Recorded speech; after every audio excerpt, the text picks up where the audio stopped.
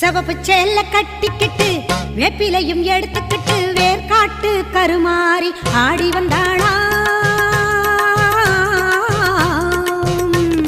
சிவப்பு சேல கட்டிக்கிட்டு வேப்பிலையும் எடுத்துக்கிட்டு வேர்காட்டு கருமாறி ஆடி வந்தாளாம். அவள் விருப்புடனே தொழுபவரின் வினைகளையே ஓட வைத்து பொறுப்புடனே நம்மை காக்க ஆடி வந்தாளாம். மாரியம்மா கருமாரியம்மா, மாரியம்மா கருமாரியம்மா.